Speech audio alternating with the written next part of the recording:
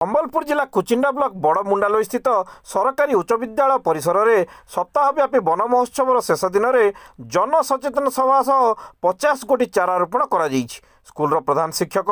ମୁରଲୀଧର କାହ୍ନାଙ୍କ ସଭାପତିତ୍ୱରେ ଓ ପୂର୍ବ ବ୍ଲକ ଅଧ୍ୟକ୍ଷ କରୁଣାକର କିଷାନଙ୍କ ସଂଯୋଜନାରେ ଅନୁଷ୍ଠିତ ଉତ୍ସବରେ ଅବସରପ୍ରାପ୍ତ କଲେଜ ଅଧ୍ୟକ୍ଷ ପ୍ରକୃତିବନ୍ଧୁ ସୁଭାଷ ଚନ୍ଦ୍ର ନାୟକ ମୁଖ୍ୟ ଅତିଥି ଓ କୁଚିଣ୍ଡା ବନପାଳ ଟିକନ ଚାନ୍ଦ ଚୌଧୁରୀ ସମ୍ମାନିତ ଅତିଥି ଭାବରେ ଯୋଗଦେଇ ବନ ସୁରକ୍ଷା ସହ ବନ୍ୟପ୍ରାଣୀଙ୍କୁ ଭଲ ପାଇବାର आवश्यकता रही बोली कही छात्र छात्री मानक सह वन और वन्यप्राणी उपर साधारण ज्ञानर कर्मशालाटी कर स्वेच्छासेवी लक्ष्मण किसान सहकारी शिक्षयित्री रीनावती बर और सुशीला कर परिचालन में स्कूल उभय बालक और बालिका हॉस्टेल परिसर में 50 चारा रोपण कर वनरक्षी भागीरथी महाकुल स्वप्न सागर साहू तसीम नायक बुम्फिस किसान लिपुन भईसा राजू साहू आदि नेतृत्व में सचेतनता शोभा करा शेष में शिक्षयित्री श्रीमती बार धन्यवाद अर्पण करथिले।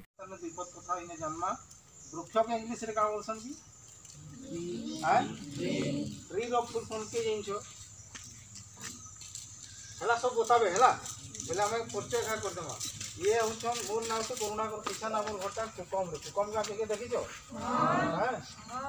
तो मोर घर है ना ये हूँ सुभाष चंद्र नायक कुकड़ा चुआ कॉलेज के सुनच से कॉलेज से प्रिंसिपाल थे अध्यक्ष आज्ञा हूँ तुम हेडमास्टर है से आज्ञा हूँ ये चौधरी चौधरी भाई है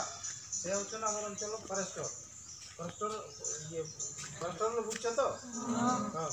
तारपर से आम गाँव आज्ञा दुटा अच्छन नाम जानी से आम लक्ष्मण बाबू अच्छन तांकर घर जमनकिरा है तो अन्य भाई माने भी अच्छन तुम वार्डन भी अच्छन वार्डन भी अच्छन से तो आम सालेबड़ी सरपंच भी थे संगे तो पुराना एनजीओ संपर्क है से गोटे मास्टर भी तुम आसले न तो आम इन्हें बसीचु बस 2-4 जगह आउ दुई चार पद विषय जानमा